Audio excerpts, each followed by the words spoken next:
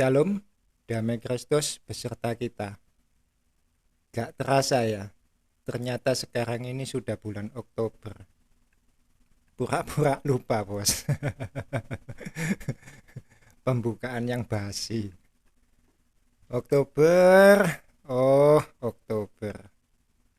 Kita akan bicara tentang bulan Oktober, bulan Rosario, bulan yang sangat spesial. Pakai roti adonan tepung paling bermutu bagi umat Katolik. Anak-anak memungut kayu bakar, bapak-bapak menyalakan api, dan ibu-ibu membuat adonan. Saya masih ingat dulu ketika kita mau ngadain Rosario di rumah. Semua orang sibuk. Kalau zaman sekarang memang gak seribet dulu. Tinggal beli roti, beli air gelasan, masukin kotak, selesai. Habis Rosario tinggal dibagiin satu-satu. Gak ada lagi acara makan bersama. Tapi kalau dulu, ribetnya setengah mati. Mama sibuk nyiapin masakan. Masak ini, masak itu. Saya sendiri disuruh minjem kursi tetangga. Karena kursi di rumah gak cukup.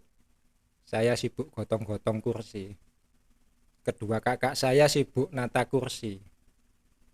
Yang paling slow to be kalem bapakku. Kristen tapi gak ngurus hal-hal ginian. Resek bapakku ini. Karena ke gereja aja gak pernah. Itu Rosario zaman dulu. Habis acara ada makan-makan dulu. Makan bersama sambil ngobrol ngalor ngidul. Saudara-saudariku yang terkasih, kalau ada suatu peringatan, perayaan ya maksudnya, kalau ada suatu perayaan, pasti ada suatu peristiwa besar di belakangnya. Kan gitu ya. Kita merayakan 17 Agustus sebagai peringatan Hari Kemerdekaan Bangsa Indonesia. Ada peristiwa besar yang melatar belakangi kenapa kita merayakan 17 Agustus. Kan gitu ya. Dan sejarah kemerdekaan bangsa kita itu panjang. Sebelum kita mengenal yang namanya nasionalisme, perjuangan bangsa ini sifatnya kedaerahan. Ada perjuangan di Ponegoro, Cut Nyadin, Patimura, dan lain sebagainya. Contoh di kota saya sendiri, Pasuruan. Ini juga ada sejarahnya sendiri. Pasuruan juga punya pahlawan, namanya Untung Suropati. Untung Suropati ini diburu company, tapi company gak bisa nangkep-nangkep. Lalu disebar uang di jalanan sambil kasih pengumuman. Yang bisa nangkep Untung Suropati akan mendapatkan uang lebih banyak lagi. Orang-orang pada berebut uang yang disebarkan company. Kondisinya jadi rame, mirip pasar. Maka muncul nama pasar uang. Dari pasar uang muncul nama Pasuruan. Itu cerita-cerita yang saya dengar dan diajarkan sewaktu saya masih kecil. Kebenarannya ya silakan ditelusurin sendiri. Supaya jangan hanya mendengar dongeng-dongeng nenek sihir. Nenek sihir atau nenek tua ya. Pokoknya itulah. Begitu juga dengan peringatan bulan Rosario yang jatuh pada bulan Oktober. Pastinya juga ada peristiwa besar yang melatar belakangi, gitu ya. Dan kita tahu apa itu. Perang Lepanto tahun 1571. Liga Suci melawan Islam Turki. Ini bukan sepak bola ya saudara-saudari. Mendengar kata liga terus nyantol ke bola. Liga Italia, Liga Inggris. Bukan. Ini perang saudara-saudari. Bedil-bedilan. Saling tembak. Nyawa ini taruhannya. Bola juga nyawa coy. Itu lain cerita ya bos. Kita gak kesana arahnya. Liga Suci itu sendiri adalah koalisi negara-negara Katolik yang dibentuk Paus. Tujuannya ya untuk perang itu tadi. Perang melawan Islam Turki, Utsmaniyah. Dan singkat cerita dari perang Lepanto ini, yang kemudian menjadi latar belakang umat Katolik memperingati bulan Oktober sebagai bulan Rosario. Kira-kira itu seperti ini. Katolik Eropa perang melawan Islam Turki. Kondisinya tentara Katolik Eropa terdesak. Paus Pius V meminta umat Katolik untuk berdoa Rosario agar pasukan Katolik memperoleh kemenangan. Dan beneran, pasukan Katolik menang 7 Oktober 1571. Selesai. Saya persingkat, karena saya tidak mau masuk ke peristiwa perang ini. Itu kan kebetulan aja menang. Kalau kalah gimana? Saya tidak mau masuk ke sana dulu. Saya mau mundur lagi jauh ke belakang. Saya mau masuk pada doa Rosarionya itu sendiri. Paus kasih perintah pada seluruh umat Katolik untuk berdoa Rosario. Pastinya umat sudah tahu kan bagaimana cara doa Rosario. Gak mungkin Rosario baru diajari. Sejarah Rosario itu sendiri seperti apa? Perang Lepanto itu kan sejarahnya bulan Oktober menjadi bulan Rosario. Lah Rosarionya sendiri ini sejarahnya seperti apa? Ternyata sejarah Rosario itu gelap. Maksudnya gelap, gak ada yang tahu. Gak jelas asal-usulnya. Tiba-tiba kita dibawa pada seorang tokoh namanya Santo Dominik atau Dominikus yang dikoar-koarkan sebagai orang yang menyebarkan doa Rosario. Itu aja, selesai. Siapa yang ngajari ini Santo? Doanya seperti apa? Gak ada yang tahu. Lah saya bingung. Gak ada yang tahu sejarahnya, tapi magisterium bisa mengajarkan. Lantas apa yang diajarkan gitu loh. Pengetahuannya itu dari mana? Bisa ngajarin orang Rosario itu pengetahuannya dari mana? Orang sejarahnya saja gak ada yang tahu. Dasarnya itu dari mana? Apa yang menjadi dasar? Atau saya salah ya? Bukan gak ada yang tahu. Yang tahu hanya Tuhan dan magisterium. Saya dituntut untuk hidup di dalam terang. Tapi Tuhan hanya kasih tahu pada magisterium. Jadi kalau saya mau tahu terang tentang Rosario, saya harus datang ke magisterium. Gitukah? Saya sudah pernah diajar magisterium, bahkan menjadi bagian dari mereka. Tapi masih saja gelap. Ternyata yang goblok memang saya. Saya pikir terang itu magisterium. Ternyata terang itu Yesus. Jadi gimana ini woi, magisterium? Kalian dulu yang berkoar-koar mengajarkan pada saya. Kita harus hidup di dalam terang. Tapi ajaranmu kok gelap semua. Sejarah Rosario, ajaranmu sendiri. Masa engkau tidak tahu? Pokoknya Santo Dominik yang menyebarkan Rosario. Titik. Gak usah bantah kalau dikasih tahu. Aku ini paus kok ya. Punya kuasa infalibilitas.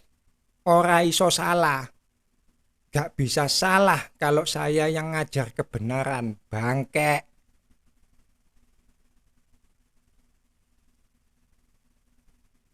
Yesus pernah berkata pada Nikodemus, engkau adalah pengajar Israel, dan engkau tidak mengerti hal-hal itu. Aku berkata kepadamu, sesungguhnya kami berkata-kata tentang apa yang kami ketahui, dan bersaksi tentang apa yang kami lihat, tetapi kamu tidak menerima kesaksian kami. Tolong garis bawahi kalimat berkata-kata tentang apa yang kami ketahui dan bersaksi tentang apa yang kami lihat.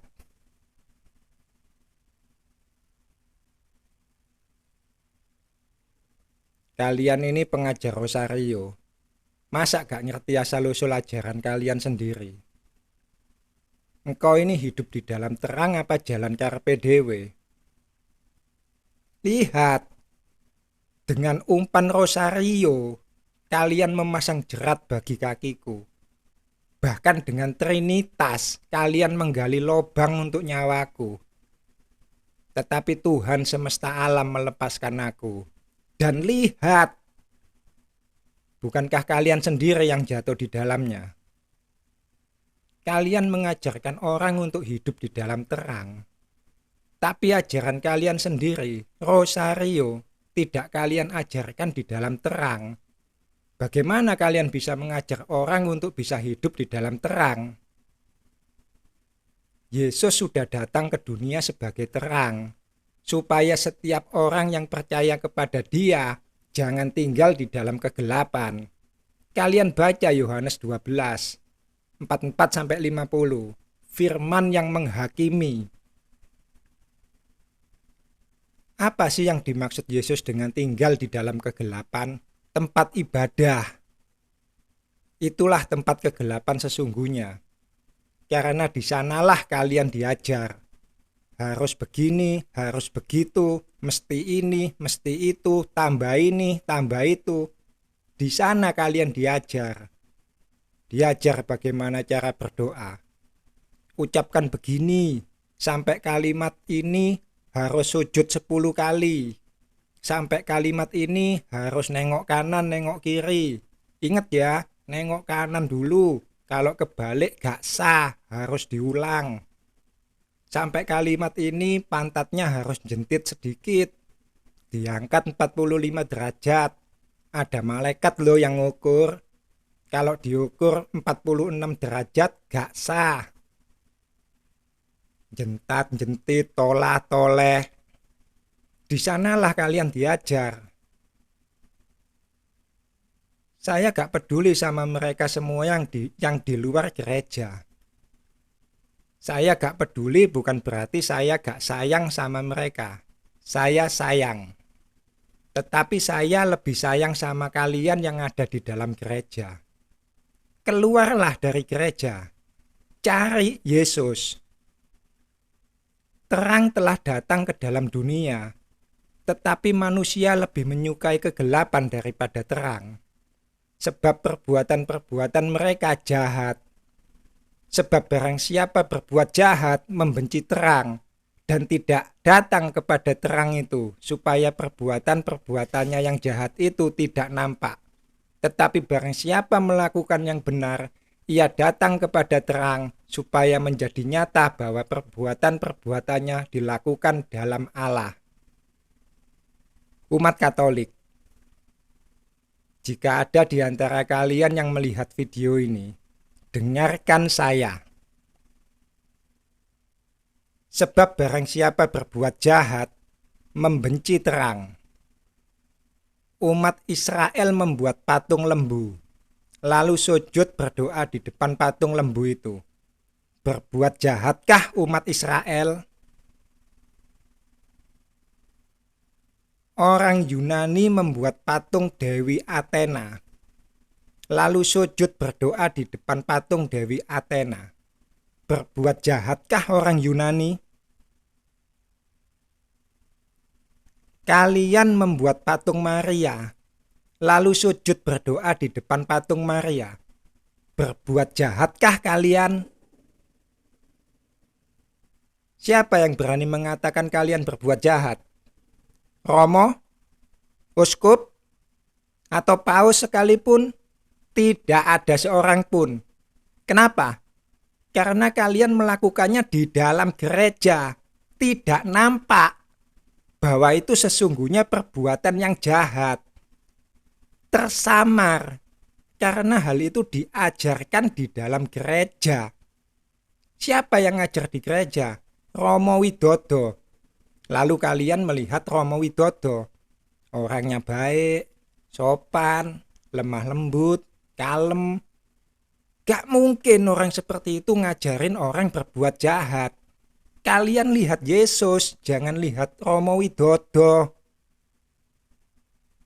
Romo Widodo diajar uskup, uskup diajar paus. Paus punya infalibilitas, bangke. Infalibilitas itu bangke. Saya punya kesaksian Yesus. Orang Kristen datang pada saya, mau nanya tentang firman Tuhan. Saya akan selalu jawab, saya juga gak ngerti. Karena kalau saya jawab, besok datang lagi ke saya. Lusa datang lagi ke saya. Besok lusanya balik lagi, datang ke saya.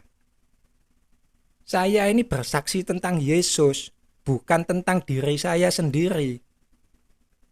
Saya ini mau mengatakan pada kalian, pengetahuan saya tentang firman itu berasal dari Yesus, nak.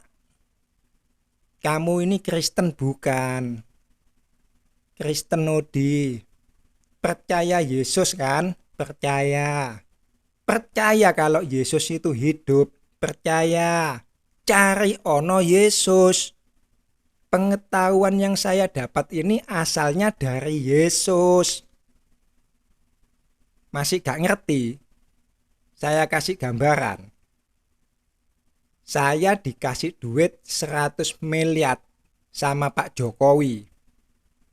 Saya bagi-bagi duit 100.000 sambil ngomong, Pak Jokowi bagi-bagi duit rek. Satu orang dikasih 100 miliar. Ini saya kasih 100.000 buat kalian. Tapi besoknya kalian datang lagi ke saya. Odi, minta duit 100.000. Kalian ini sebenarnya denger nggak yang saya ngomong? Pak Jokowi bagi-bagi duit rek. Satu orang dikasih 100 miliar. Tapi kok masih terus-terusan datang ke saya? Hanya untuk dapat duit 100.000.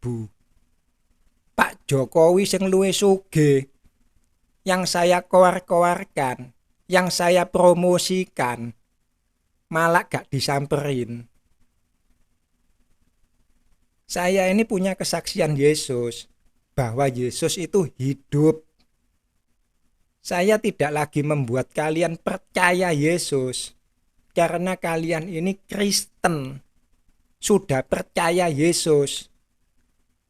Tetapi kesaksian saya ini untuk membuat kalian mencari Yesus, bukan malah mencari Odi. Lain cerita kalau yang datang pada saya itu umat Islam atau umat Hindu, umat Buddha. Mereka bertanya pada saya tentang firman. Saya akan berusaha menjawab sejauh pengetahuan saya. Karena saya harus membuat mereka percaya Yesus. Kalau mereka sudah percaya Yesus, mereka sudah percaya bahwa Yesus itu hidup, ya saya tinggal. Mereka bukan lagi milik saya, tetapi mereka sudah menjadi milik Yesus. Bukan lagi saya yang ngajar, tetapi Yesus sendiri yang akan mengajar. Dan mereka harus mencari Yesus sendiri untuk diajar Yesus.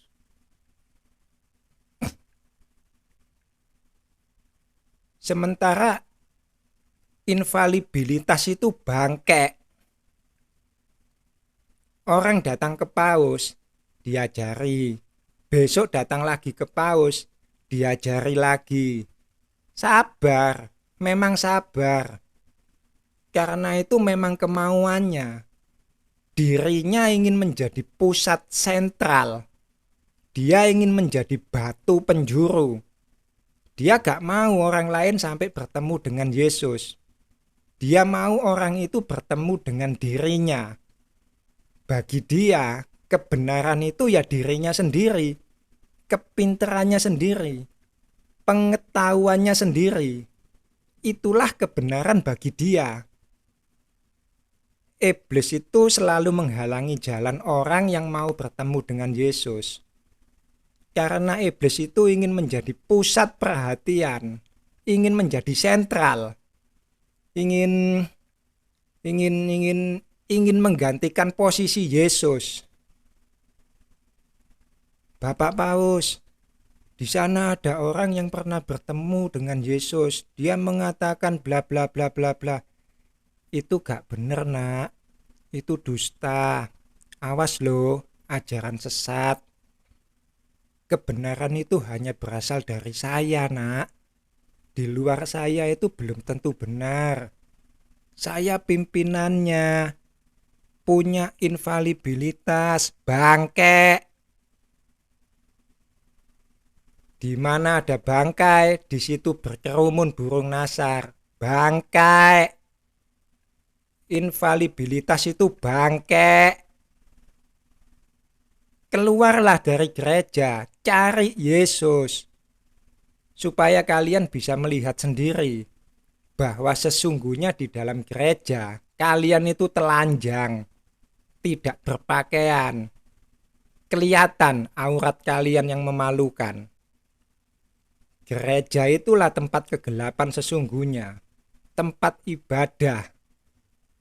Kalian tidak mengetahui bahwa diri kalian telanjang, karena kalian berada di dalamnya. Tapi aku bisa melihat ketelanjangan kalian, karena aku sudah berada di luar. Aku berada di dalam terang. Cobalah keluar dari tempatmu. Keluar dari tempatmu bersembunyi. Datang pada terang. Kalian diajarkan Trinitas, diajarkan Rosario, diajarkan devosi-devosi, santo-santa, dogma-dogma, diajarkan api penyucian, sakramen-sakramen, diajarkan banyak hal. Tetapi semuanya tidak diajarkan di dalam terang, melainkan di dalam gereja, lewat magisterium, katekismus. Bertobatlah. Tuhan itu tidak menginginkan celakanya orang fasik. Tuhan hanya ingin pertobatan. Akui saja dosa-dosamu di hadapan Tuhan semesta alam. Selesai. Bukan malah menambahkan ajaran yang bukan-bukan. Menceritakan dongeng-dongeng nenek sihir. Saya balik ke Santo Dominik. Jadi dari perang Lepanto 1571, Rosario itu mundurnya ke Santo Dominik 1170 sampai 1221. Santo Dominik digadang-gadang sebagai penyebar doa Rosario. Saat itu Dominik belum menjadi santo. Dominik terima ijazah gelar santo itu 13 tahun setelah Dominik meninggal. Jadi saat itu Dominik belum menjadi santo. Yang ngajarin Dominik doa Rosario itu siapa? Uskupnya kah? Uskup Diego? Atau Dominik ini pernah disamperin Bunda Maria, terus diberi Rosario dan diajari cara doanya sekalian? Karena di sini juga beredar rumor-rumor seperti itu. Saya kalau membayangkan peristiwa penampakan Bunda Maria seperti ini, bertanya-tanya dalam hati, apa peristiwanya itu seperti di Indonesia kira-kira? Bertemu kuntilanak, terus diriwit-riwit, kuntilanaknya kasih keris. Tapi itu rumor. Kalau menurut ordonya Dominik sendiri, katanya Dominik itu hanya penyebar doa Rosario, bukan yang merumuskan, bukan yang merancang. Lalu yang merancang siapa? Gelap. Katanya magisterium itu yang paling tahu tentang Rosario. Tanya sendiri sana. Saya pribadi sudah gak mau berhubungan dengan magisterium. Saya hanya mau berhubungan dengan Yesus. Shalom.